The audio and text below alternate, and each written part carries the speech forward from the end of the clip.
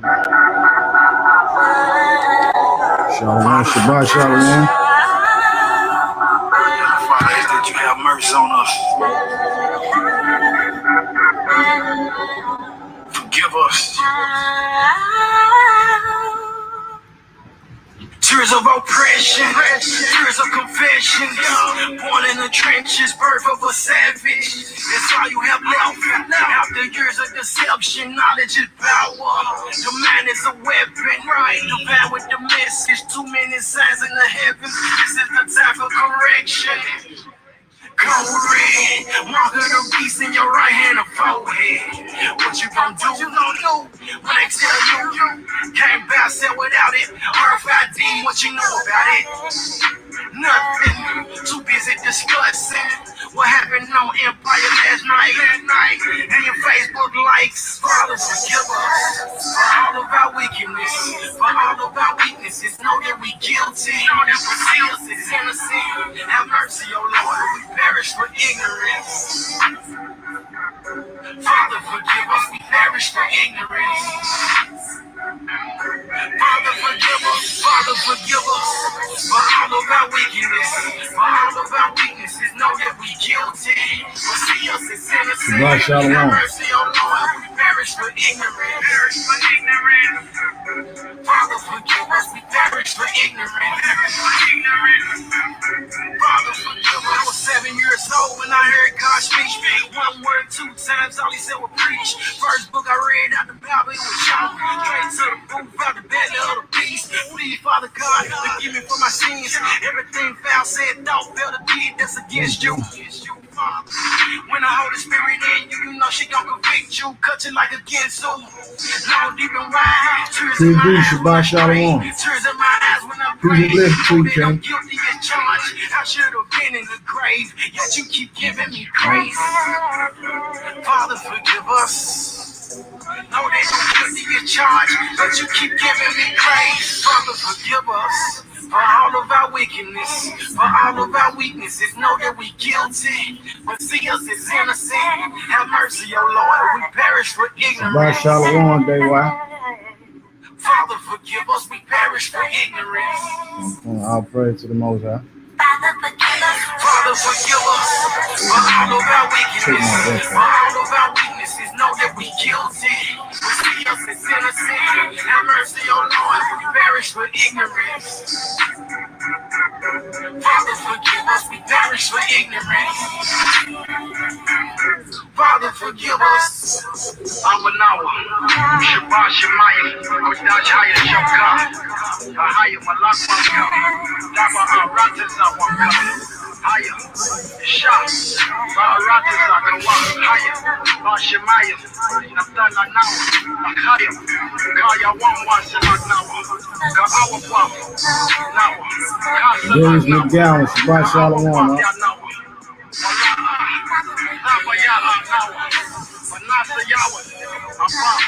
Our shot, now I'm hungry, Kaya Laka, Hamalaka, Bahalawa, Lawala,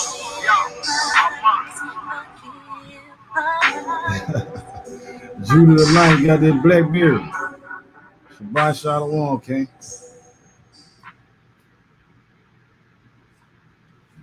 And with me tonight, man, I'll pray to the Most High. All glory, esteem, and honor be to the Creator of the heavens and the earth, the seas, and everything that's in them. The same power that gave us the breath of life watched over us throughout the night hours, kept us safe throughout the week, giving us provision when we traveled. You know what I mean? Kept us from being in that fatal car wreck. Kept us from altercation that led to life being taken. You know what I mean? The merciful power, the God of Abraham, Isaac, and Jacob. Can I see you, Tabak? Penny, Shabbat Shalom. But again, though, man, the Most High been merciful, brought us to the 7th day, kept us throughout the week, man. Like, you know, we can't go without saying it. You know what I mean? Been merciful, beyond merciful, to be more exact about it. All right, I pray everything been good with y'all and y'all family. Continue striving in the faith, man, while we seeing everything unfolding. These days and times in the news, what's going on with the nation. All right, and just to be even more clear, when I do come on anytime, the target audience is the chosen people of the Most High, which the world don't really understand. A lot of things are out of course because the chosen people of the Most High don't know who they are. Identity is linked to everything. You know what I mean? We got problems in the world, but people can't fix the problem if they don't know what the problem is. All right, so real quick though, just to prove something, I'm gonna go to Revelation real quick. Revelation, before we jump into the message. Revelation, okay, let's go to 21. Revelation 21, talking about the New Jerusalem. Let me see, I'm gonna start with verse 9. Revelation 21, verse 9, and it reads, it says, and there came unto me one of the seven angels which had the seven vials full of the seven last plagues, and talked with me, saying, come hither, I will show thee the bride, the lamb's wife. Verse 10, and he carried me away in the spirit to a great and high mountain, and showed me that great city, the holy Jerusalem, descending out of heaven from the Most High. So even cutting through what we had been taught through tradition, through Christianity, as it was given to us from our grandparents, granddaddies, Sunday church, so on and so forth, worldly theology, seminary school. People not really going to heaven, is coming to earth. All right, verse 11 says, having the glory of the Most High, and her light was like unto a stone most precious, even like a jasper stone clear as crystal. This is what we get into, verse 12. And had a wall great and high, and had 12 gates, and at the gates 12 angels, and names written thereon, which are the names of the 12 tribes of the children of Israel. So even when we analyzing and reading about how, just on a simplified note of what heaven would look like, or the gates of heaven, the Most High fashioned it so much with his chosen people in mind. It said on those 12 gates, it's 12 angels at those gates, and it's 12 names on those gates, which are the names of the 12 tribes of the children of Israel, which the people who are those same people, before you see, the people who came out these slave ships, the people who went through history, who exclusively, that's a part of our history. Whether the boat stopped in Jamestown, Virginia, whether it stopped in Brazil, whether it stopped over to Haiti, Britain, because we scattered everywhere. There was a part of the punishment that the Most High laid upon his chosen people, the children of Israel, for disobeying him. All right, so we don't know that, which is, once we find it out, we understand that we should keep the commandments of the Most High to prevent suffering. And then from there, he said he'll take the curses off his chosen people and put them on our enemies. All right, so the educational system, it didn't have us in mind to teach us these things. It's why even in school, they start us off telling us that, well, your history begins with the slave ships of us being slaves. They want to program that into our spirit and our mind to have the mindset that that's all we good to be. But the Most High said, no, I chose y'all to be special above all people. You know what I mean? And with that being said, years ago, just talking about it real quick, in Houston, I believe, but some part of Texas, you had a sister to go into her son's history book and found out that within the book, McGraw-Hill, you know what I mean, then put in the book, or at least approved of it, to be said that we weren't forcefully brought to America from the west coast of Africa as slaves, but we came over here as immigrants looking for work. You know what I mean? That's completely false. And if they can corrupt our history, then they can detach us from who we are as a people. And if you detach that, then what happens? Like I'm saying, they keep us being punished by the Most High, our Father. All right, but the 12 gates in heaven got the names of the children of Israel on it. That's how special we are.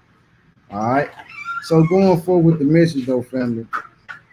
Throughout the week, praying, asking the Most High which way to go with this thing. What is the word that we need to hear?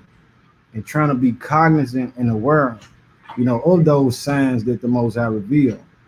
Because He speaks to everybody, but everybody don't have the mindset to look for when He's speaking, or they don't open their ears for when He's speaking. So a lot of time, like some guy tell me, he say, I ain't never heard God talk. People say God talked, and He never said nothing to me. And then, my mindset is like, okay, I didn't even entertain it because I know what type of spirit that person had. But nonetheless, people say money talk. You tell me when that dollar bill grew lips and said something to you. But this the same guy that will repeat that money talks. All right, so speaking is not always audible.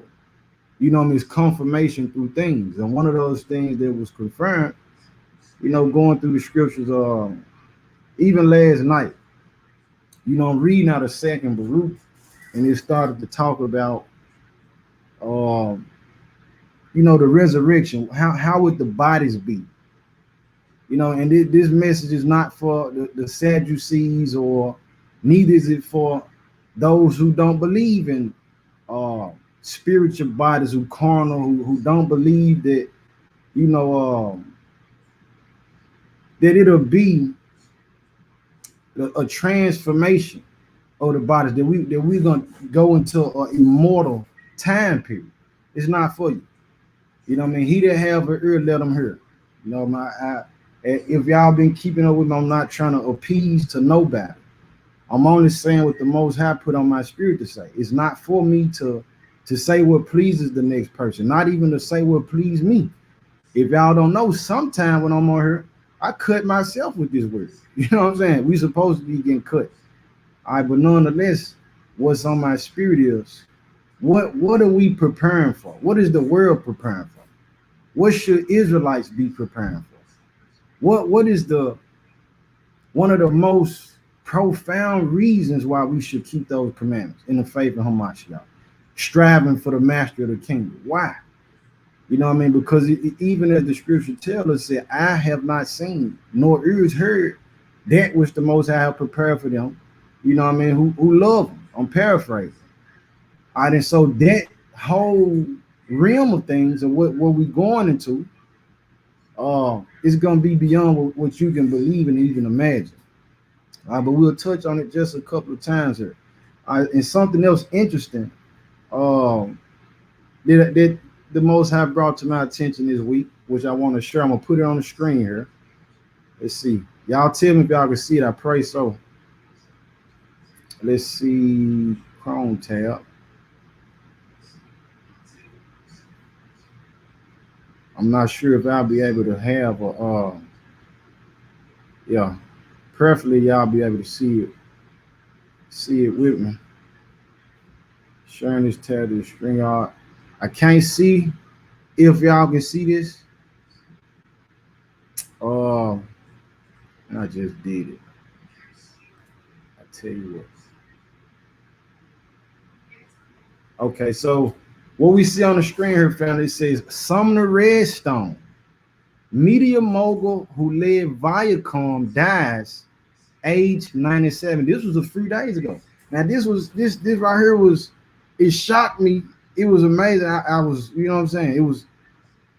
It moved me. I'm gonna say that, because this is the same company that just reprimanded Nick Cannon for saying that these heathens are savages, and that us Negro, we the true Hebrews. So not long after you done fired this man from this company or whatever, the owner basically dies. Hey, whatever you gather from that, listen, hey, but I took it as, okay, there could be a form of judgment from the Father. But check this out. We're going to read a little bit. It says, the billionaire Sumner Redstone, chairman and chief executive officer of National Amusements, has died at the age of 97. Viacom CBS said on Wednesday. It says, for nearly 30 years, the hard-charging media mogul led Viacom as executive chairman of the board, following National Amusements' acquisition of a controlling stake in the company in 1987. All right. Redstone took his father's movie theater chain and built it into an empire that included Paramount Pictures, CBS, and MTV. He was one of the last old school media moguls, along with Rupert Murdoch and cable king John Malone. Now he gonna say something interesting that's gonna play into today's message, family. It says, with his aggressive style and boundless energy, he built a company that produced some of the best rated TV and top movies of the era, including The Big Bang Theory, Top Gun, and Titanic. Redstone coined the phrase content is king. Redstone was unafraid of firing talent, whether executives or movie stars. In 2006, he severed ties with Tom Cruise, arguing that his personal life and behavior were costing money at the box office. Now, seeing that he was unafraid to fire people, if we considering that if this person was for the good of the nation, the truth getting out, you know what I mean, for us to wake up to who we are, to repent, change our ways, come back to the Father, you know what I mean, so that we could get the kingdom, he would have definitely put in some kind of word for Nick Cannon not to be fired, and even more to encourage him. All right, but nonetheless, Redstone displayed a particular penchant for forcing out top executives, including Viacom President Frank Biondi, Mel Karmazin, the chief of CBS, and Tom Freston, who was famously canned as chief executive of Viacom after losing a deal to acquire MySpace to Murdoch. Now, this is what we get into right here, though, family. He said, I have no intention of ever retiring or of dying. He told an interviewer in 2011. I'm the curious case of Mr. Redstone. All right, so there's even hinting at him saying that he's the curious case. He's the curious case of Redstone. He's referring to, you know, this hint at saying Benjamin Button, the curious case of Benjamin Button, where the guy was born, he was born old, and the birth process was reversed. But nonetheless, he said he don't plan on dying.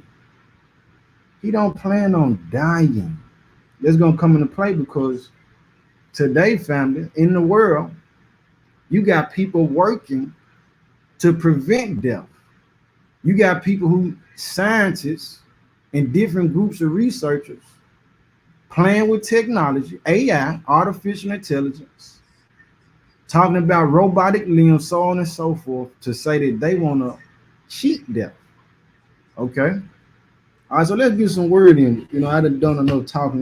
Let's get some of this word in. Let's go to Mark chapter 12. Mark chapter 12. So y'all take down the notes. If the Father permit it, if it's necessary, if you need it, I'll try to include the links of the information that we're gonna go through today, so that you'll be able to, you know, look into it, share it if you need to, research it, check behind me, or whatever. All right, but Mark chapter 12, we're gonna start with verse 18. Mark chapter 12, beginning with verse 18. All right, it says, then come unto him the Sadducees, which say there's no resurrection.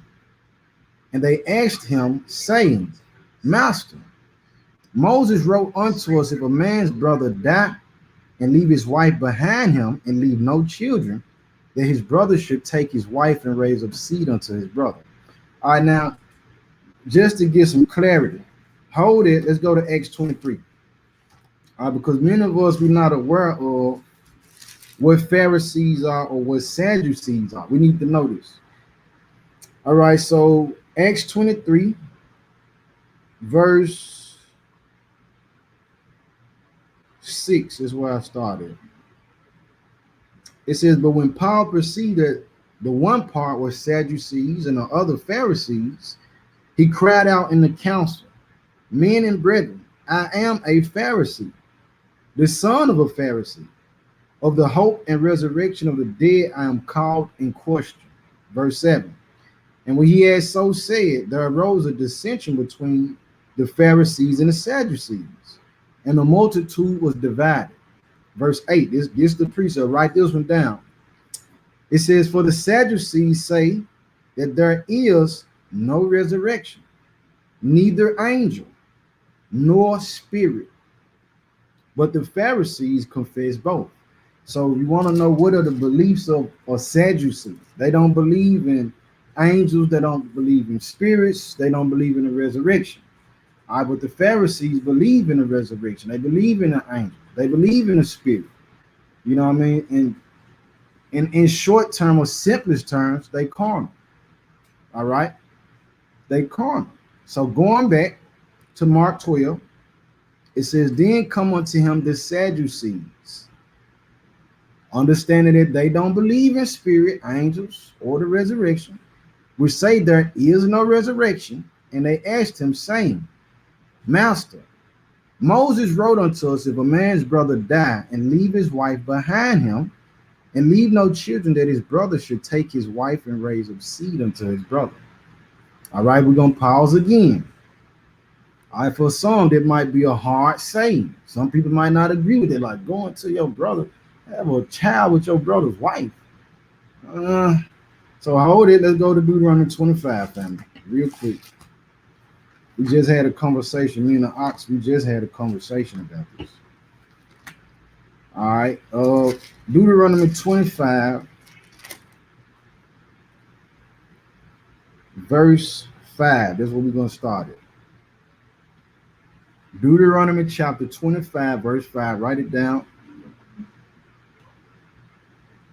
Write it down. Write it down. All praise to the Most High.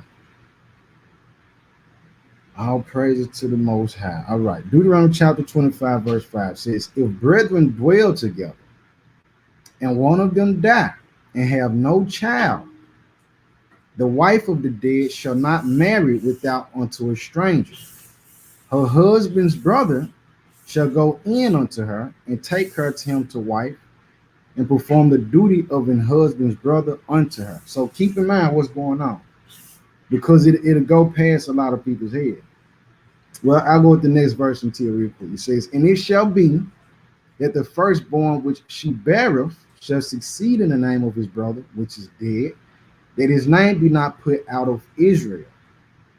All right, so again, the stipulations of when or why should a man's brother go in or consummate the flesh with his brother's wife after his brother is deceased. It says if that man had no child. So, brothers, this couple might have been married for 20 years and yet they weren't able to produce children. So if that man dies, this clean riddance of his existence. He left nothing behind, no heritage, no lineage, no legacy to continue on him or his bloodline or even his seed.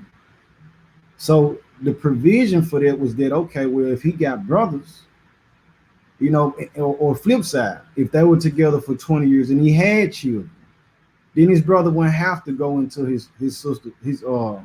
Let me say it like that. But going back to it, Deuteronomy 25, verse 6. It says, "And it shall be that the firstborn which she beareth shall succeed in the name of his brother which is dead, that his name be not put out of Israel. And if the man like not to take his brother's wife, then let his brother's wife go up to the gate unto the elders and say, My husband's brother refuseth to raise up unto his brother a name in Israel. He will not perform the duty of my husband's brother." So showing you even here, it's not even mandatory. You know what I'm saying? And I'm going to this because some people, antagonists of the Bible or the scripture, they'll say, man, well, y'all don't even think that, a man should be able to go lay down with his brother's wife when he died. We don't believe it. That ain't moral. All right, that ain't what it said. It's stipulations for when this thing's supposed to occur. Certain grounds they have, and certain matter. I can't think of the word. But it got to satisfy the situation. I'm gonna say it like that. It got to satisfy those certain stipulations of the situation for it to be carried out. But it says, "Then the elders of his city shall call him and speak unto him, and if he stand to it and say, I like not to take her." So they're gonna come and have a conversation. Hey, this is how you really feel? So on and so forth. You say, no, I don't want to take her. I don't want to do that. Verse 9. Then shall his brother's wife come unto him in the presence of the elders, and loose his shoe from off his foot, and spit in his face, and shall answer and say, so shall it be done unto that man that will not build up his brother's house. And his name shall be called in Israel, the house of him that hath his shoe loose. All right. So this is how they're supposed to go, family. All right, so let's go back. Now that's what the Sadducees were trying to hit it when they were talking to Hamashiach. And they not coming for edification. Let's keep this in mind, brothers and sisters, while we're going through the scripture. The Sadducees not asking to be edified. They seeking a occasion to try to trap the Messiah in his words, to cut him off. All right, so Mark 12, we're going to go to 18, verse 20. It says, now there were 7 brethren, and the first took a wife and died, left no seed. And the second took her and died, neither left he any seed. And the third likewise. Now we got better understanding of what we read here. Verse 22. And the 7 had her and left no seed. Last of all, the woman died also. So the first husband didn't raise up seed. He died. His brother came, supposedly laid with his sister-in-law. They didn't have a child. On up to the 7th brother came and laid with the woman.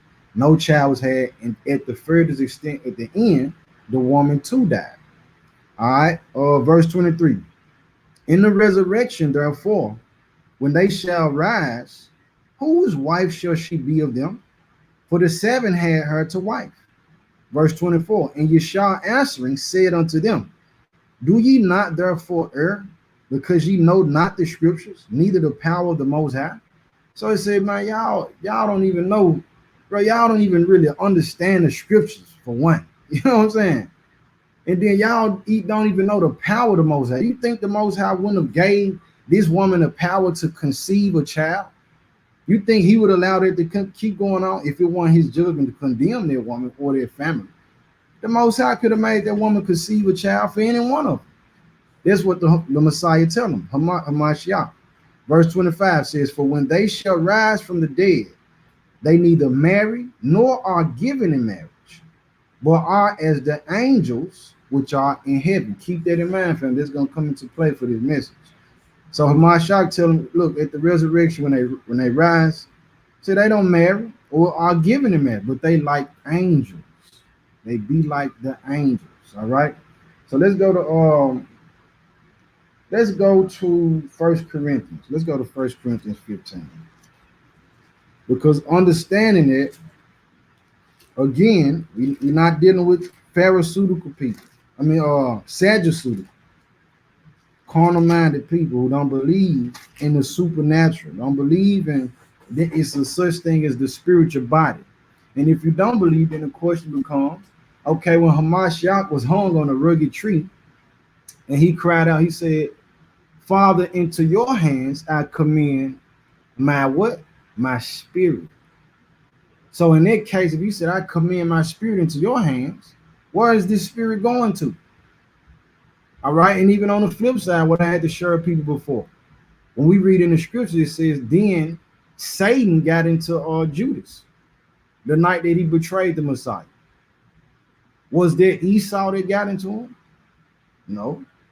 We're talking about a spiritual Satan, which he can use Israelites or Gentiles. One of the most worst, wicked, disgusting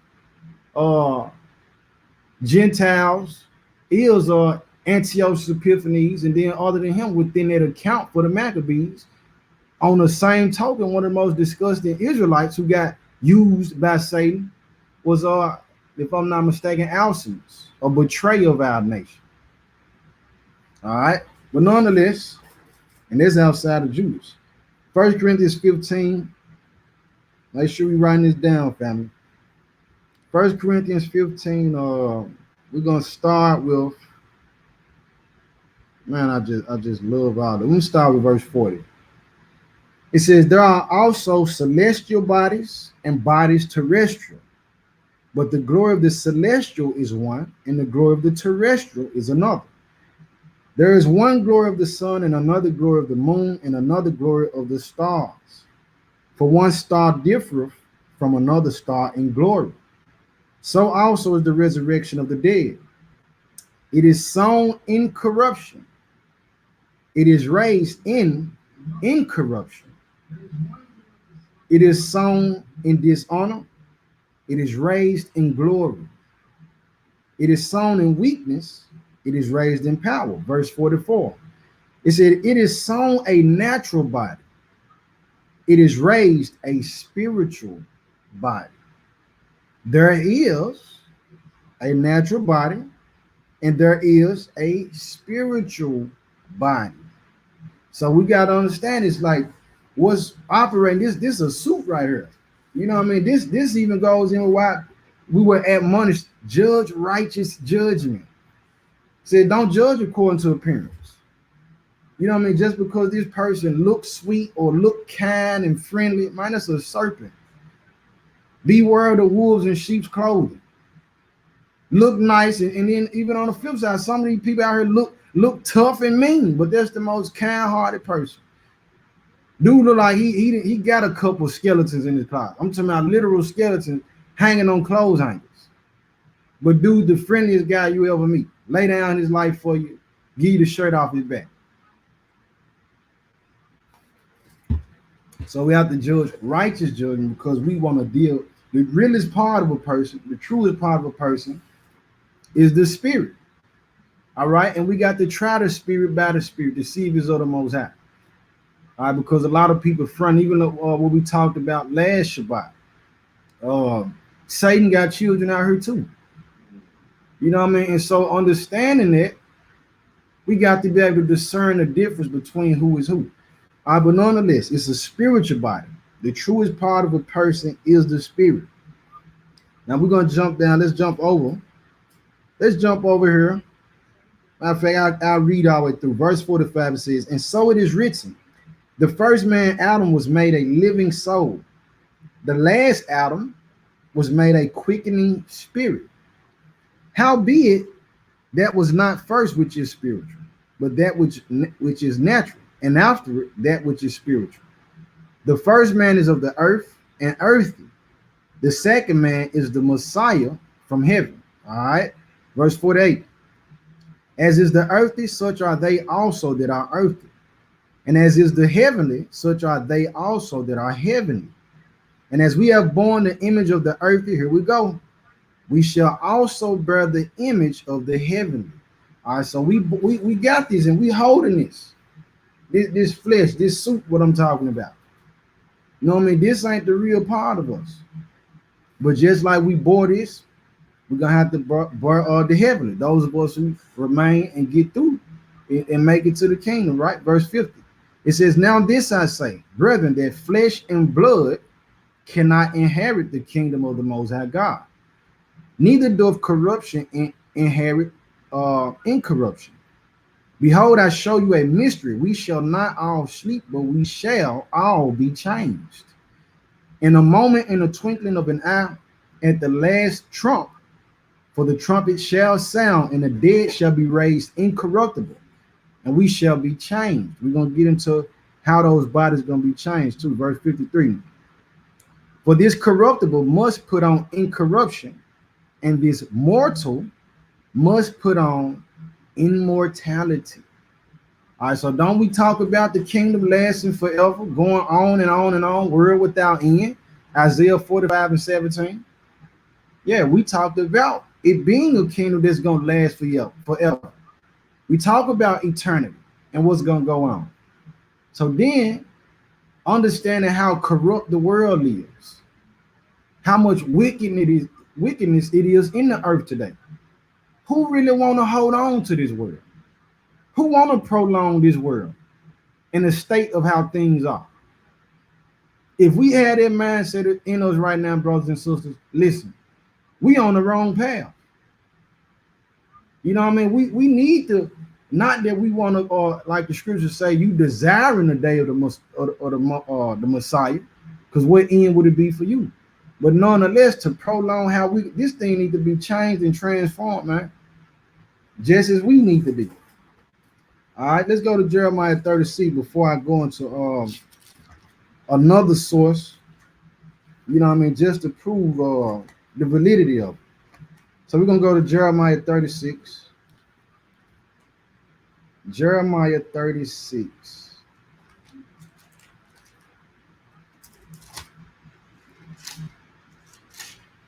Jeremiah 36, verse 4. So we're going to go into second Baruch.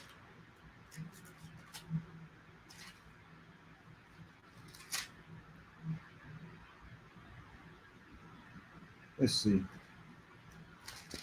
36. Yep. Jeremiah 36, verse 4 says, Then Jeremiah called Baruch, the son of Neriah, and Baruch wrote from the mouth of Jeremiah all the words of the Most High, which he had spoken unto him upon a roll of a book. Now, I'm just going here to show and verify that, you know, Baruch and Jeremiah they were both, you know, they hung with each other. They had time with one another. They was able to behold one another in the flesh. All right, so when we go into second Baruch, we'll read about portions of it. You know what I'm saying? How they conversated and how the Most High used both of them. But in second Baruch, man, if you haven't read it, man, very, very powerful spiritual food, man. Seriously, you know what I mean? Going through it, I know I shed tears reading about, you know, the things that went on. You know, but nonetheless, the water too, Kanaz ben Yehuda. Man, the water for that, I putting those verses up. All praise to the Most High. Trying to see, so real quick before we get into that, because as we talk about resurrection, I want us to be aware of the flip side of it. We know that the scripture talk about, you know, it'll come a time where people are going to seek death and they ain't going to be able to find it. We know in the scripture that, let me get it real quick. Let's go to Genesis. Salaki, if I'm all over the place, it's just, it's a lot of information to cover. Let's go to Genesis 3 though. Go on Genesis 3, verse 22, right to it. It says, And the Lord God said, Behold, the man is become as one of us, to know good and evil. And now, lest he put forth his hand and take also of the tree of life and eat and live forever. All right, so I'm going here to show you, like, when I read that, that registered to me that it was possible. You know what I mean? It was possible for them to come to actually live forever like that. But the Most High set the angel in place. Now, coming on up to our day and time, we're going to see that you got people, you know what I mean, trying to make that happen. And the Most High going to reverse this thing. Y'all want to live forever? Okay. Y'all want to escape death like that? Okay. You're going to regret it. All right, so I'm going to go ahead and go into the second Baruch, though. Second Baruch I'm coming out of the pseudepigraphy. So if you had this copy by R.H. Charles, let me see. Yep, the pseudepigraphy, the Apocrypha and pseudepigraphy of the Old Testament, Volume 2, edited and introduced by R.H. Charles. So I'm in Baruch 48. And I'm going to start with, let's see what I got here. I'm going to start with verse 26. So this is after Baruch prayed. He says, And when I had prayed and said that these things, I was greatly weakened. And he answered and said unto me, Thou hast prayed simply, O Baruch, and all thy words have been heard. But my judgment exacts its own, and my law exacts its rights. So what he say, his word don't come back void. It's going to be accomplished when the Most High speak it. It says, For from thy words I will answer thee, and from thy prayer I will speak to thee.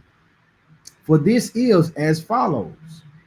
He that is corrupted is not at all.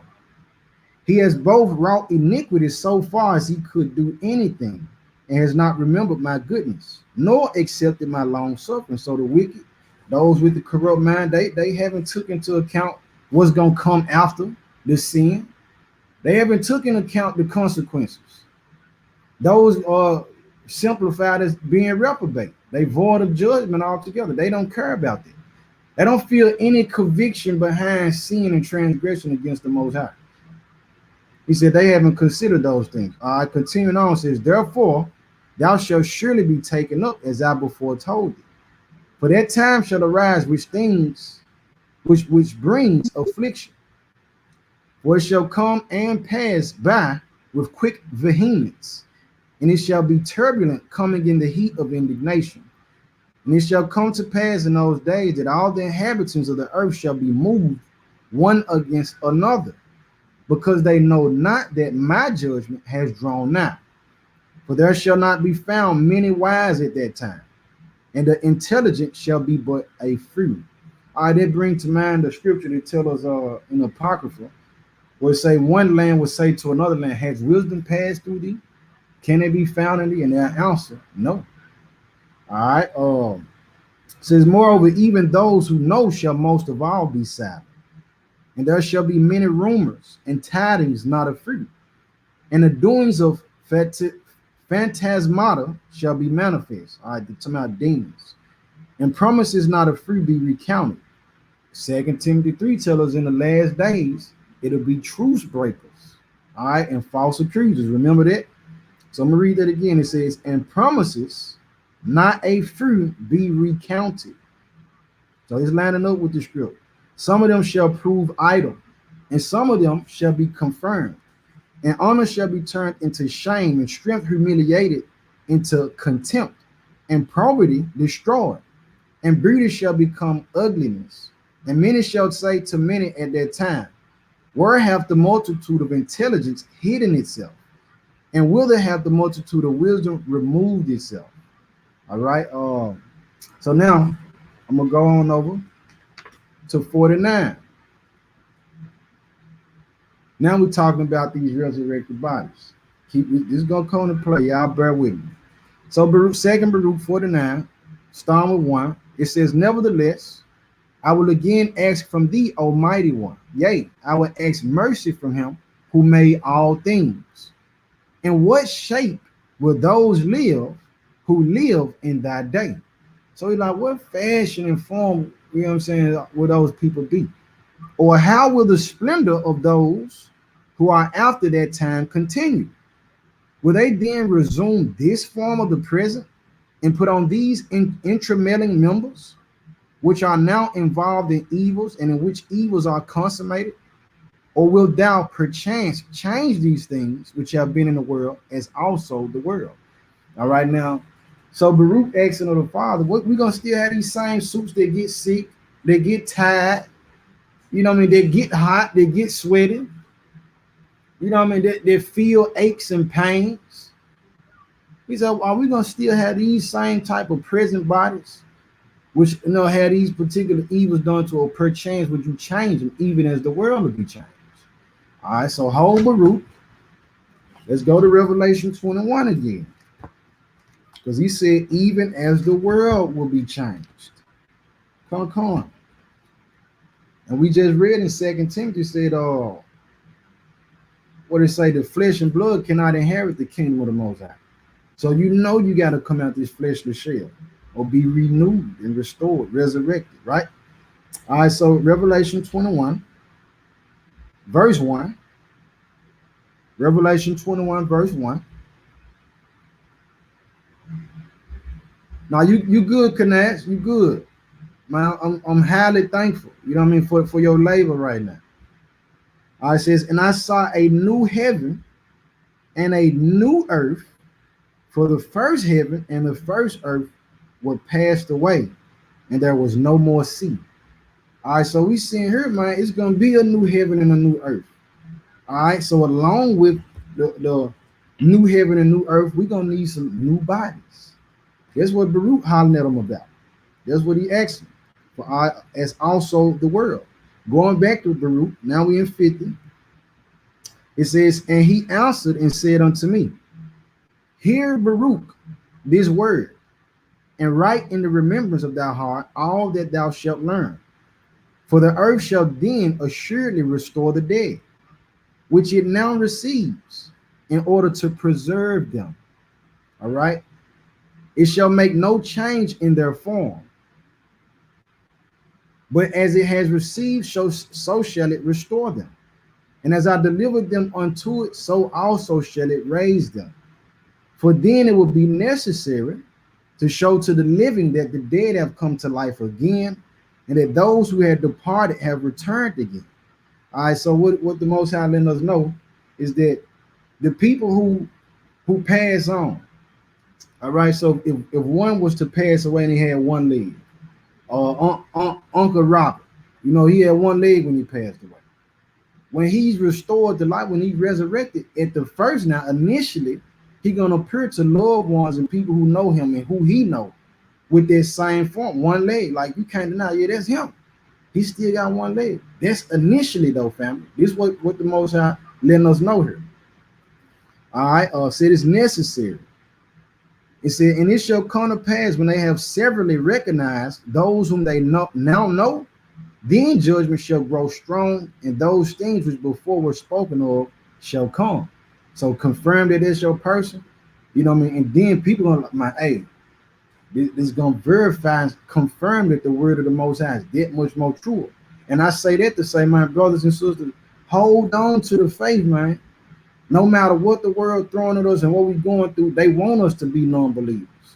You know what I mean? The enemies, they want us to go to the lake of fire and brimstone with them. You know what I mean? They trying to steal it from us. Feed your spirit. Stay with those who are feeding their spirit. Man, keep listening to the word, reading the word, fasting, praying, keeping them commandments, man. Keep doing it and build your faith up.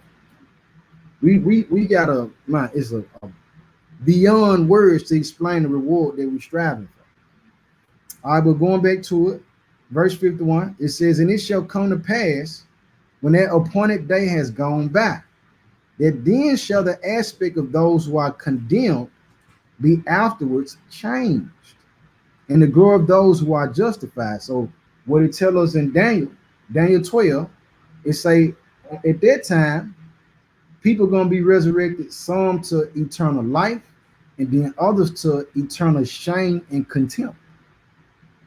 It's called Judgment Day. It ain't one person getting judged, the next person getting judged. Now everybody gonna get judged on one day. He gonna make clean riddance one time. All right. But it said those who have done wickedly, they gonna be changed as well as the righteous. So we're gonna have that initial form, but then after that, the change got to commence. All right, it says, for the aspect of those who now act wickedly shall become worse than it is, as they shall suffer torment. Also, as for the glory of those who have now been justified in my law. I'm gonna read that again.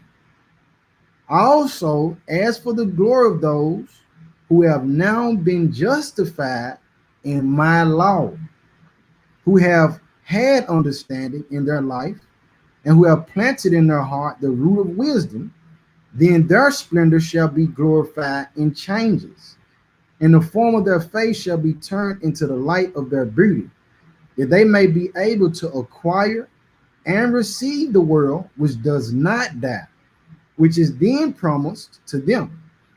For over this above all shall those who come then lament, that they rejected my law and stopped their ears, that they might not hear wisdom or receive understanding.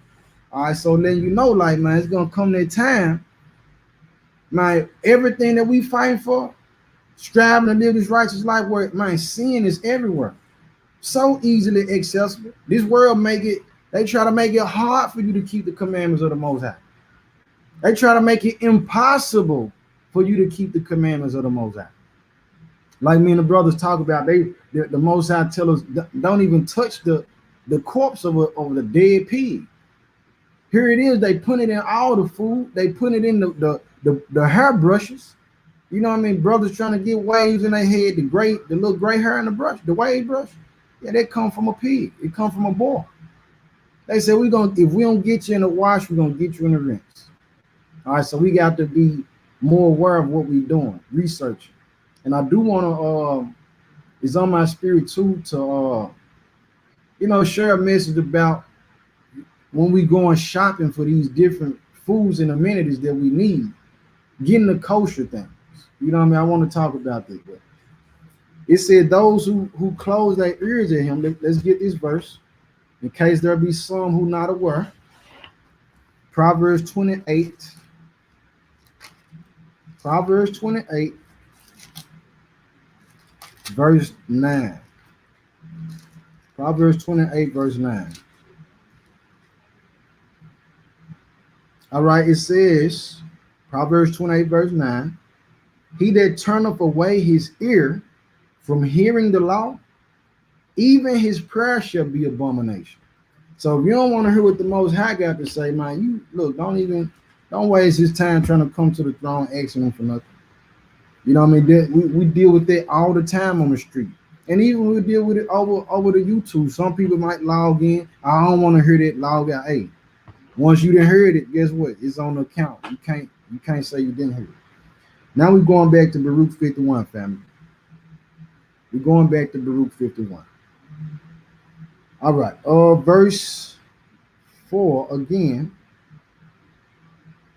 It says, for over this above all shall those who come then lament, that they rejected my law, and stopped their ears that they might not hear wisdom or receive understanding.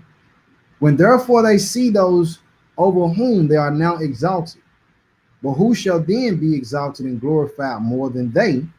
They shall respectively be transformed, the latter into the splendor of angels, and the former shall yet more waste away in wonder at the visions and in the beholding of the forms. For they shall first behold and afterwards depart to be tormented. All right, so again, at the resurrection, initially everybody appearing, however you left out this world, and also too, everybody ain't gonna die before that day. Some people gonna behold, you know what I mean, the last unfolding events in these bodies. All right, but nonetheless, so it said those who live righteously, though, you know, who kept those commandments, the faith in Hamashiach.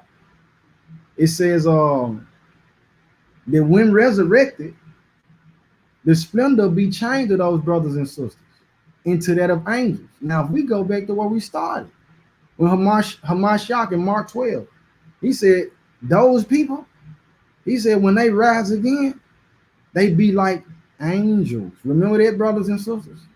Lining it right back up to the book. All right, continuing on though.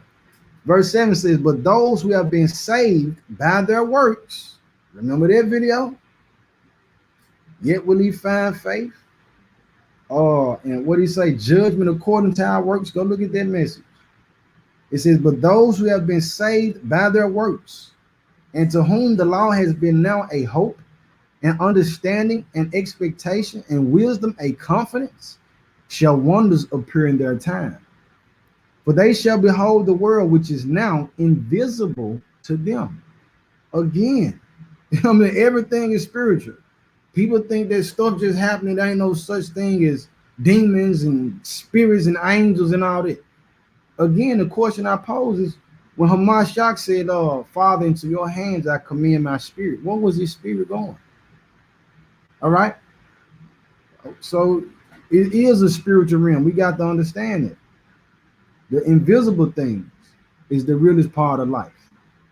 All right, it says, and they shall behold the time which is now hidden from them, and time shall no longer age them. Time shall no longer age us, brothers and sisters. So we ain't worried about, you know what I'm saying, getting old, crinkly and wrinkly, none of that. Body's perfected. That's what we're striving for in the end of this thing. All right, verse 10.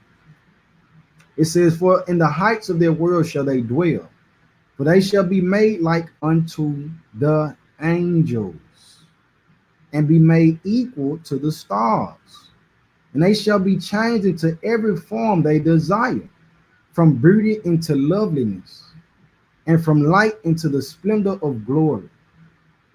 For there shall be spread before them the extents of paradise, and there shall be shown to them the beauty of the majesty of the living creatures which are beneath the throne, and all the armies of the angels, who are now held fast by my word, lest they should appear, and are held fast by command. All right, and that even bring to mind when it was Elisha or Elijah, you know, him and his servant, when the people came to try to subdue him, and he telling his servant, like, look, man, I ain't worried about these folk, man. Look, the Most High with us. I ain't worried about what they got going. You know what I'm saying? And the servant, like, well, I don't know. He frantic. So the prophet praying, say, Father, open his eyes up so he can see. And then it appeared unto him that on the mountain with them, man, you got fleets of angels. You know what I'm saying? With chariots and everything else. He like, man, them folk don't want to come up on this mountain, man. The Most High got angels encamped around us. You know what I'm saying? We got angels for hitters. Y'all heard me, brothers and sisters? We got angels for hitters. All right, and that's in the realm that we can't even see with this eye. All right, but he said, who are now held fast by my word. That was the Most High saying we can't see them because it's at his command that they don't appear to us right now. All right, lest they should appear and are held fast by a command, that they may stand in their places till their advent comes. Moreover, there shall then be excellency in the righteous surpassing that in the angels. So we'll even ascend or be transformed into a form that's even more exceeding beautiful than the angels. Understand that. All right, now we're gonna shift it just for a moment. I want to show y'all something. This is something that they got going as far as the resurrection. All right, on earth, or those who want to prolong life. Let me get it real quick. Let me share this. It's called cryonics. Can y'all see that? We're talking about we got Vice did it, which, you know, they renowned for the work that they put out and that they do. Going into different types of research and covering all types of stuff. All right, so this right here, world of cryonics, technology that could cheat death. All right, let me cut it up a little bit in case y'all can't hear that. Like many scientific innovations, cryonics has its roots in science fiction. In 1931, sci-fi pulp magazine Amazing Stories published the Jameson satellite. It told the tale of a professor who, driven by an obsession with preserving his body after death, shot himself into the deep freeze of outer space. 40 million years later, he's revived by an alien race who've achieved immortality by transplanting their brains into mechanical bodies. The story planted a seed in the mind of a young Robert Ettinger in 1962. Obsessed with low-temperature preservation of the human body, he self-published the book The Prospect of Immortality. Popular sci-fi writer Isaac Asimov put his support behind the book, which led to international publication and fame for Ettinger. In its wake, organizations and companies began to take shape, and the cryonics movement was born. In the Arizona desert, Alcor has been the leading cryonics organization for years. At the Alcor Life Extension Foundation, we're going to see over 130 patients who are frozen in the middle of the desert. Nice to meet you. Good to meet you. I met with Dr. Max Moore, CEO of Alcor. So that's the front office area. All the interesting stuff happens down here. Death is not something you should accept. It's not natural. It's not sacrosanct. Really, it's our responsibility to use our intelligence, whether you think it's from evolution or God-given, to solve this problem. Technology will keep improving, and that eventually we will have those capabilities to restore you. Alcor was founded in 1972. Today, it has over 1,000 members. And are these photos of actual patients? Public patients with quite a variety. As we entered Alcor's facility, all right, so notice too, family, they said they got 134 patients. 134 at Alcor. They in the middle of the desert in Arizona, freezing people. You know what I mean? It says like a negative 300 plus degrees. All right, and when we saw that the people were wrapped in what looked like aluminum foil, same type of principle that applies when people try to preserve food. they wrap it in that aluminum foil, but they put them in the, you know, the aluminum plastic paper, whatever it was. But nonetheless, this is what they doing, and they're what they saying, and they venture to escape death, to offset the judgment that has already been pronounced over mankind. No battle father. So you're gonna go back to the dust, ashes to ashes, dust to dust. From dust you came, to the dust you're gonna return. All right. Began to resemble the set of a science fiction film, complete with operating rooms, surgical gear, and vast amounts of liquid nitrogen. This is where we store all our patients. This whole area, by the way, is reinforced. We've got bulletproof glass. We've got metal plates in the walls, just to give as much protection as possible to our patients. We have 134 patients in here right now, with 4 whole bodies and several neuro patients in each one of these. We have a lot more patients. All right, 134. He said several whole bodies. So there's people trying to preserve their whole body altogether. When he make mention of the neuro patients family, he talking about people who they've already passed on or knew they were gonna die, and they said they went to this office and said, "Look, just cut my head off. You know what I mean? Just cut my head and store my head in one of those containers." Y'all see the, you know what I'm saying? Man, it's crazy, man. Coming in. The cryonics community refers to these frozen bodies as patients, because according to them, they're not really dead. They're in suspended animation, waiting to be revived. Why cryonics, or why should someone have it done to themselves? My fundamental reason for wanting to do cryonics, if all else fails, is that I like living, and I see no reason to accept an arbitrary limit to that. Cryonics is an extension of emergency medicine, the way I see it.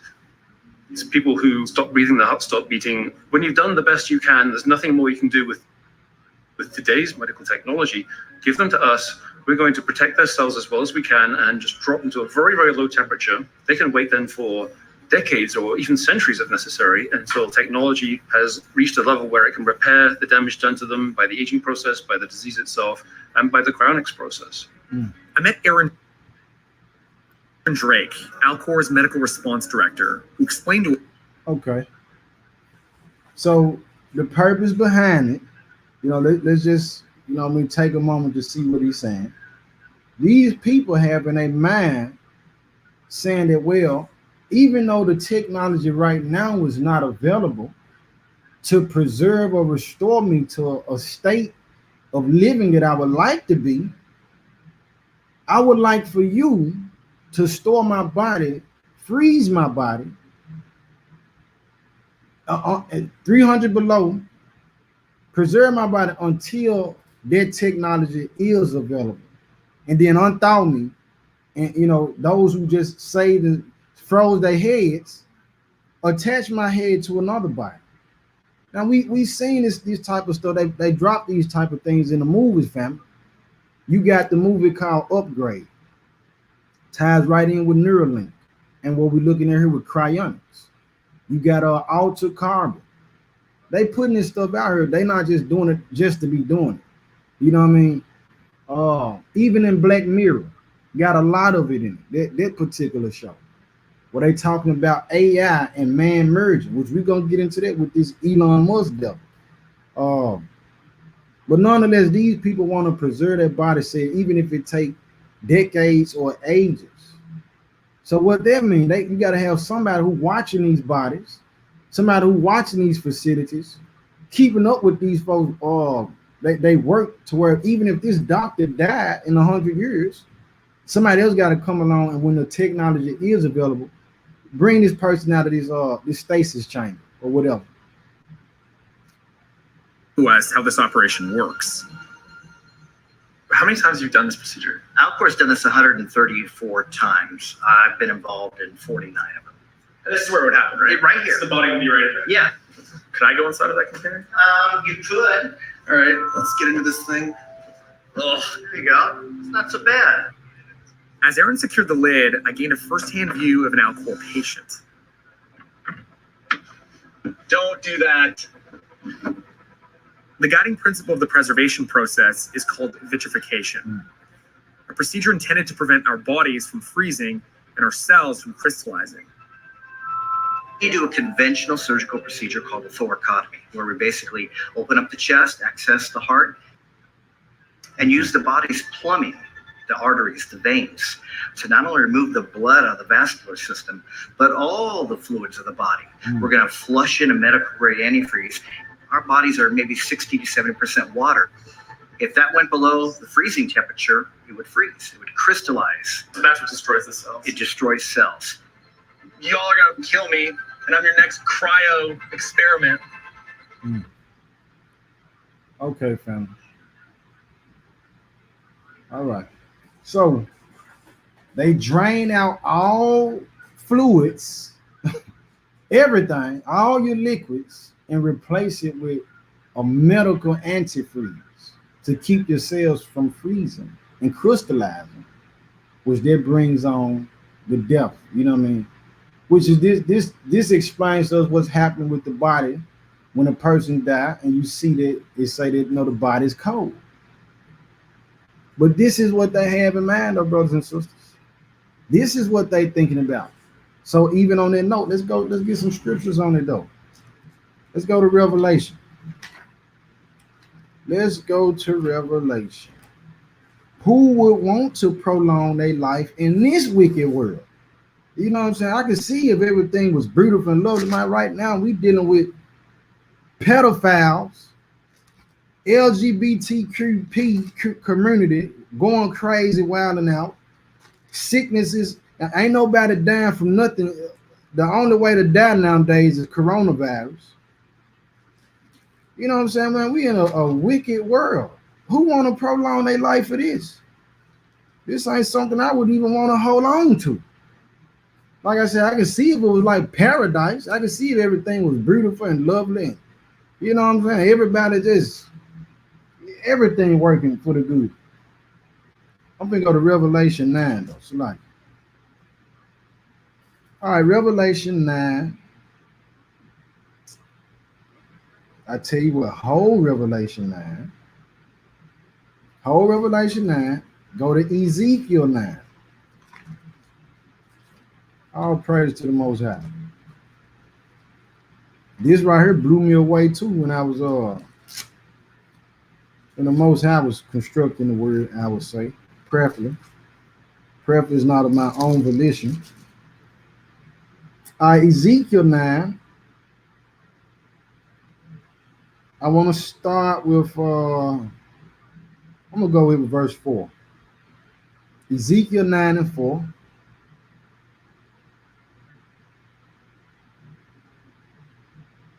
All right, and the Most High said unto him, go through the midst of the city, through the midst of Jerusalem, and set a mark upon the foreheads of the men that sigh and that cry for all the abominations that be done in the midst thereof.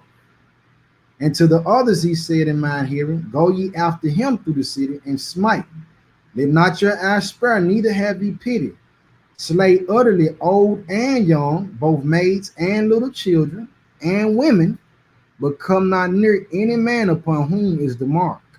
And begin at my sanctuary. Then they began at the ancient men which were before the house. All right, so saying those people, the mark that the Most High placed on man, were those people who sighed and cried for all the abominations, the wickedness that's going on, all the evil. They had a problem with it. The way society was being ran, the way the world was operating, they hated it. They hated it. Like, man, I'm sick of this mess, man. You know what I mean? Even some of the prophets of old pulling their hair out. They own her. All right, but what shocked me or blew me away, family, that's Ezekiel 9 and 4. Here it is. We go to Revelation 9. Watch what this say. Verse 1 won't start in it, though. It says, and the fifth angel sounded, and I saw a star fall from heaven unto the earth. And to him was given the key of the bottomless pit. And he opened the bottomless pit, and there arose a smoke out of the pit, as the smoke of a great furnace, and the sun and the earth were darkened by reason of the smoke of the pit. Verse 3, and there came out of the smoke locusts upon the earth, and unto them was given power, as the scorpions of the earth have power. Verse 4, and it was commanded them that they should not hurt the grass of the earth, neither any green thing, neither any tree, but only those men which have not the seal of the Most High in their foreheads. Hey man, it blew me away right there. We just got through talking about the seal in the forehead of the men in Ezekiel 9 and 4. Here we are, Revelation 9 and 4, saying that those scorpions that are sending out the bottom of the pit gonna hurt those who don't have the seal. Verse 5, and to them it was given that they should not kill them, but that they should be tormented 5 months. And their torment was as the torment of a scorpion when he striketh a man. Verse 6, and in those days shall men seek death and shall not find it, and shall desire to die, and death shall flee from them. So the Most High gonna sustain these folks where you want to die. No, you want to live forever. You want to, you know what I'm saying? You try to come up with a way to cheat death. All right, so I'm gonna give you a punishment behind it. You're gonna wish you can die. All right, but let's go to I didn't have any more on that. Yo, so let's go to Romans 8. Let's go to Romans 8, family. Salaki. Romans 8.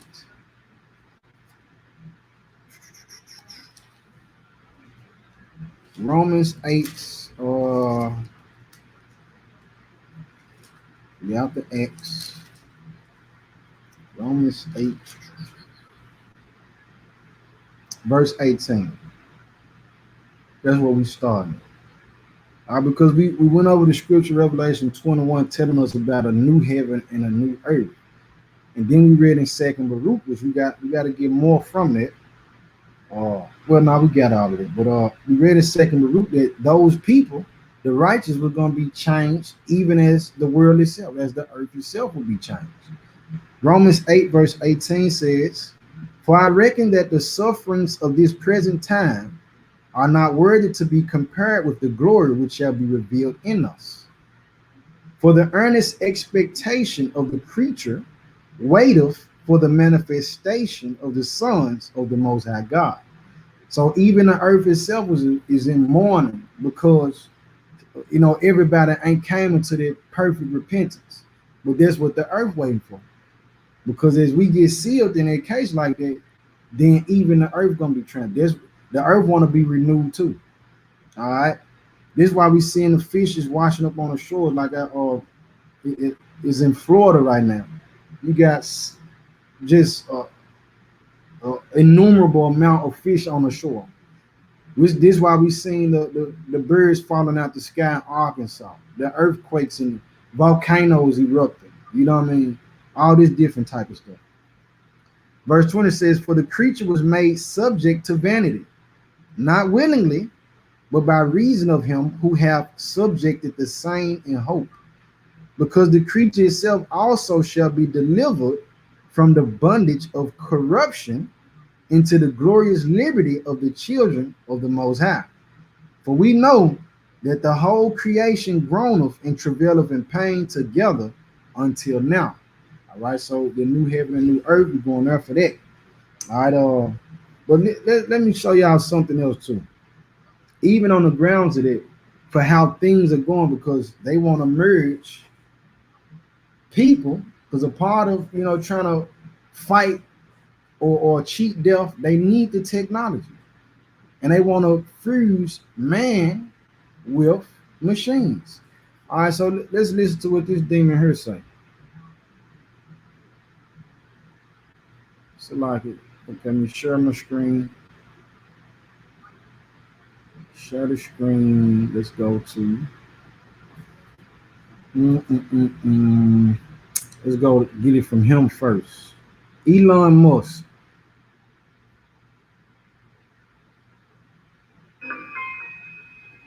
Hello, everybody.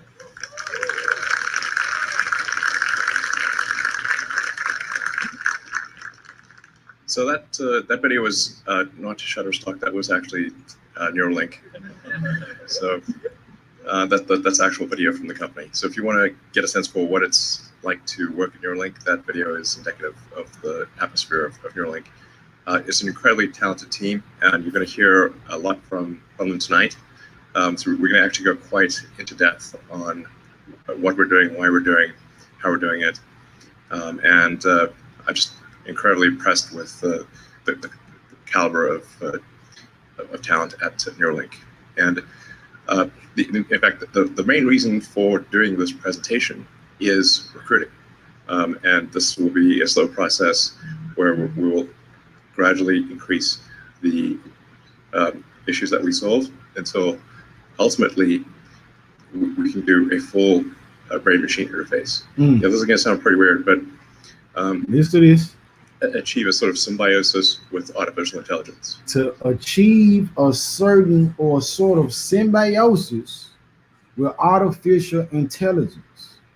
So they want to fuse man with machine, with computers.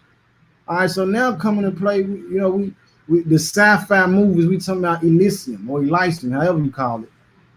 We talking about cyborgs and Terminator and all this type of stuff. Like these people, this really is a part of their goals, but they present it to us as entertainment. All right, but he said they ultimate goal, they want to reach symbiosis with AI, with artificial intelligence. Let me go back a little bit. Repeat that for us. A brain-machine interface. Yeah, this is going to sound pretty weird, but achieve a sort of symbiosis with artificial intelligence. But I think with a high bandwidth brain-machine interface, I think we can actually go along for the ride. And we can effectively have the option of merging with AI. Effectively have the option of merging with AI.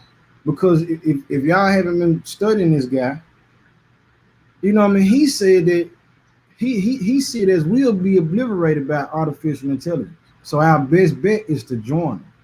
Our best bet is to fuse with them. So that's what he going along with. This is what he talking about.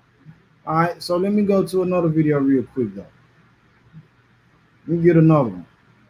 I just wanted to get it from his mouth first, showing that he said they want to achieve symbiosis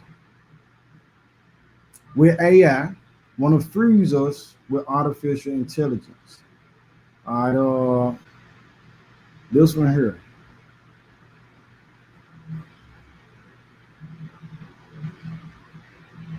Even in a benign AI scenario, we will be left behind. Neuralink is Elon Musk's answer to the threat he believes artificial intelligence poses to the human race. In many ways, we're like cyborgs anyway, because our smartphone is like an extension of us, like a limb. The problem is the communication bandwidth to the phone is too slow. It's a speed issue. We're getting the information to our brains too slowly and not sending it out fast enough. You need something artificial in your brain to help with this process. Neuralink connects human brains to computers through a chip smaller than a penny. You insert it by drilling a small hole in the skull, although this could be as simple as a LASIK procedure in the future. A robot implants the device to ensure extreme precision. The chip is connected to the brain through 1,000 tiny wires that are 10 times thinner than human hair. The company says these wires are flexible enough not to damage brain tissue. This is key because other BMIs, such as deep brain stimulation, which is used to treat Parkinson's, insert much larger wires, which carry more risks, such as strokes. So how does the Neuralink device work? How does it enhance your brain? Your brain is made up of neurons, 100 billion neurons. The neurons come together to form a large network through synapses. At these connection points, neurons talk to each other using chemical signals called neurotransmitters. Everything you see, hear, taste, smell, feel, these are just neurons firing, or what's called an action potential. This is where the Neuralink chip comes in. The wires on the chip carry electrodes. The electrodes record the signals produced by the action potential and send them to an external device worn behind the ear. The device is controlled by an app. So the electrodes basically read what is happening in the brain and repair the broken circuits. The electrodes stimulate as many neurons as possible in orders of magnitude greater than what's ever been done before to increase the capabilities of our brain. This will be life-changing for people with brain disorders. Neuralink says it will help people who are paralyzed move, allow those who are blind to see, treat Alzheimer's, cure epilepsy. When Elon appeared on Joe Rogan's podcast, he said Neuralink could, in principle, fix anything that is wrong with the brain, and that the device could be implanted into someone as part of a trial within a year. It's already been tested on monkeys. A monkey has been able to control the computer with its brain. Just, yeah. FYI. Neuralink is building on the shoulders of other implant technologies. Matthew Nagel, who was paralyzed after being stabbed in the neck, was the first person to use a brain-machine interface in 2006 that allowed him to control a computer cursor. Even though Neuralink is focused on treating brain injuries for now, that is just the starting point for the company. There will be updated versions of Neuralink, kind of like a software update for your computer, where the latest version could be capable of so much more. So what are some things you could do with a Neuralink device in the future? Elon said, So being able to update it, you know, even like a lot of these game consoles do, you know, instead of being a different version brought out every 2-3 days, every 2-3 weeks. So if you get this chip in your brain, you know what I mean, which is connected to this transmitter behind the ear, which is connected to a phone or an app, you know what I mean, what if they able to control and send these upgrades to games and TVs and all that, what you think they're gonna be sending to you? What do people think? And keep in mind, brothers and sisters, is people out here right now who they've taken the chips where they use them to wave in their hands over their doors at their houses or homes to open the door. They wave their hand over the motorcycle to crank their motorcycle up. They already got the mindset where they doing this stuff. All right, but we're gonna keep going to the rest of the video. It's short. We go ahead with it. As humans will be able to recall everything like a movie and play it back. We'll have superhuman memory. If you travel to a foreign country, you'll be able to download a program and speak in that language. In fact, you wouldn't need to speak at all. You could communicate with people without speaking if you both have the implant. Elon says telepathic communication could happen in as little as 5 to 10 years. Although making deadlines is not his strong suit, and he's admitted to this himself. Neuralink is just one of many companies thinking about brain-machine interfaces. Facebook is funding research on BMIs that will allow you to type with jet. Facebook, you see they in on it? Mark Zuckerberg confirms Facebook is working on mind-reading technology. Facebook. Your mind. Google's parent company, Alphabet. Google's parent company. Like all these folks working together for these brothers and sisters. Has a research organization that wants to treat diseases with an implantable device. The ultimate goal of Neuralink is to achieve a symbiosis with artificial intelligence. A symbiosis is a mutually beneficial relationship between two parties. In the natural world, it's been used to describe the relationship between bees and plant pollen, for example. In this context, it describes the way humans and AI can develop and evolve together. But merging with AI comes with dangers. When your computer gets hacked, that's a problem. When it comes to your brain, that's a bigger issue. Scientists have been urging government. So, if the computer can be hacked, that means you don't have any control of your computer. You take this chip in your mind and you get hacked. And people control you, which, you know, recently they coming out even talking about Neuralink. They said that Elon Musk and the company are working on having it to where you can control your emotions. If you want to be mad, or if you are mad and you want to be happy, it's just like a flick of a switch. You can change your emotion. Don't anything have to happen. All right, so why is that important? Because, brothers and sisters, just like that, if anybody wanted to have a mindset to be heartless, if the people want to hack your system and make you an assassin, yeah, I'm going this far. Some people, he out now. He just way out. Listen, understand this. You have an enemy and an adversary that's he don't think small. He don't think little. He don't think miniature. That's why I say the whole world was deceived. All right, but this is the thing, the game plan that they have. If you get hacked, or not us per se, preferably not, people get hacked who receive this thing, what you think you're gonna be using them for? To address what data should be collected, how data will be kept safe, how citizens can opt out of having their data shared as a default. Neuralink's products will have to be approved by the U.S. Food and Drug Administration. Approval is not easy to get. It will take a long time, and you'll see it coming. But if and when it is approved, it can change our lives, and I don't see that lightly. It can change our lives in the way the internet has connected the world, in the way airplanes have allowed us to travel, in the way medicine has cured disease. We may be looking at our world now and thinking that we're lucky to live in this day and age, and that 2 decades ago, they couldn't have imagined what would be possible. Yet 2 decades from now, people will look at it.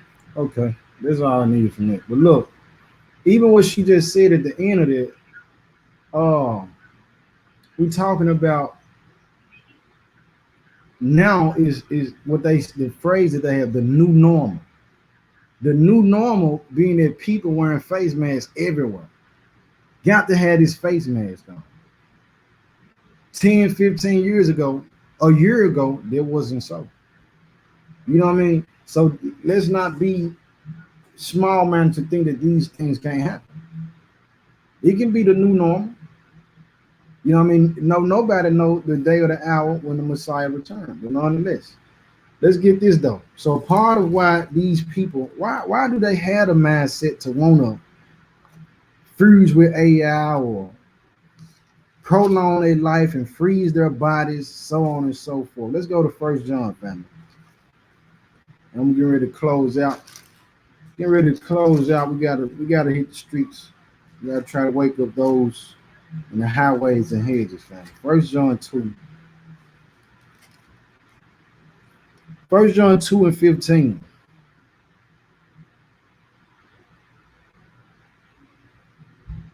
First John chapter 2, verse 15 says, love not the world, neither the things that are in the world. If any man love the world, the love of the Father is not in him. For all that is in the world, the lust of the flesh and the lust of the eyes and the pride of life is not of the Father, but is of the world. All right, so having the mindset that you want to prolong your life, you want to live forever on this side, that's not of the Father. Again, anybody who's operating in the spirit of the Most High, you should be able to recognize the wickedness of the earth and have a problem with it. This ain't the time for us to be comfortable. This ain't the realm in a world for the righteous to feel comfortable in. Things are a lot worse than what we even understand and what we have studied. But verse 17 says, and the world passeth away, and the lust thereof. Key right here though. But he that doeth the will of the Most High God abideth forever. We want to be within that number, within that populace. Those that do the will of the Most High. All right, family. That's all I got for today. Y'all got any questions, comments, or concerns? Salaki, no it ain't. I got one more video I want y'all to see. Bringing it up to date. So check this out real quick. One more video. Your boy Zoltan Itzvin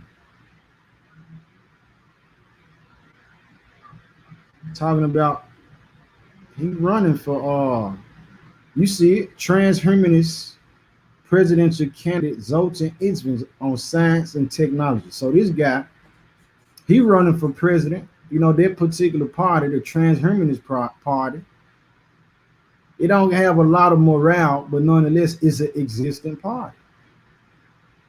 Right now, the United States government is what I would call almost pro-death. I mean, we live in a very religious culture. We live in an area, in a country that essentially doesn't mind if we die because that's what their religion says. We need a kind of a culture that is wanting everyone to live indefinitely. We want a culture that insists that an indefinite lifespan is a universal right. So my transhumanist Bill of Rights has essentially created this framework so that the American government can take up a legal framework and start putting science, resources, and technology towards all of us not dying, all of us living indefinitely. Right now, there's nothing like that in the United States government. The very first thing we're doing with the Transhumanist Bill of Rights is establishing that aging is a disease. Right now, we don't look at aging as a disease, but we should look at aging as a disease, because in about 20 years, when we've conquered aging, just like we're going to conquer cancer and Alzheimer's, you're going to look back and say, wow, aging really was a disease. You really believe in 20 years we could conquer aging? Well, 20 years is pretty optimistic. Of course, I'm a futurist, so I'm typically saying very optimistic things, but I have... All right, check it out, fam. Look. Now, this is another part of why the Most High had to cut down the lifespan. Even right now, when we're dealing with this COVID thing, and then we take in consideration Bill Gates, Melinda Gates, and them saying, well, as far as this vaccine coming out, we need to make sure we get these so-called black people vaccinated first. We need to get these so-called Negro get the Israelites vaccinated. Now, when we consider that, right, and we go back to the Tuskegee experiment, where they took 600 men, 399 of those men, and injected them with syphilis unknowingly for the purpose of research. Even going on the same table and tablet is what Bill Gates and them saying, well, we need to inject these black folks with it first. If you got people thinking like that's wicked, if they could live forever, what would the world look like for those the poor righteous people? Or the people who trying to live righteous, if the wicked lives forever?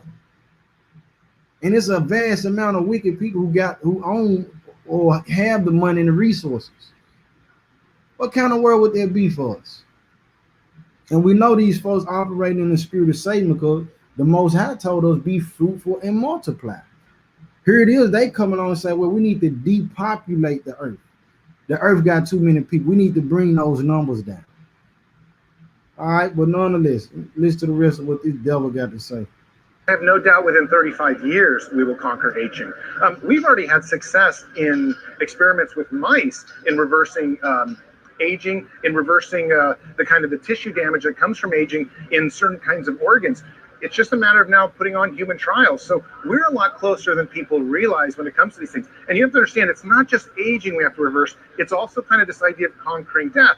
We can replace organs. For example, a third of everybody you know will die from heart failure. So if we can figure out a way to create a artificial heart, and they have some already, then we will be able to stop heart failure. I mean, this is a real great way to have a 30% of the population live a lot longer. So it's not only stopping aging, it's also sort of replacing the body with parts, synthetic parts generally, that are a lot better for living indefinite lifespans. Okay. All right, check it out too. So even like what he just mentioned, he talking about artificial hearts. Be aware too, family. I'm not sure, I can't say if it hit the US yet, but I know they had it on World Star, and then they took the video down. But Russia, the KFCs in Russia, they already started on, agreed to at least, that the KFCs will have bioprinted chicken, 3D bioprinted chicken. So what that mean? You're not even taking a chicken who you filling with steroids and hormones no more. You know what I'm saying? That at least came from a chicken's egg. You got a whole fake chicken that just came off a machine. Don't got any type of origin in, for anything natural. So if a person consume that, man, what you eating?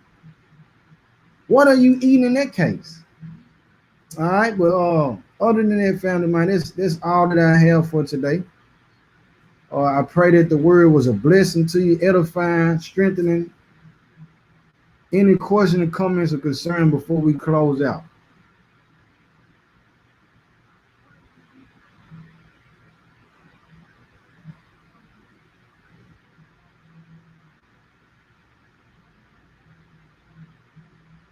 Question, comments, or concern? Indeed, they forgot about their part, but yeah, they far as opening up the schools again, they were talking about sending our children to school first, and specifically come out this man's mouth, say send the black students to school first, but the whites, he said send the non-whites to school first, but the whites would be forced or commanded, some forcible word that he used, that the white children would be told to stay at home until the COVID-19 passed away.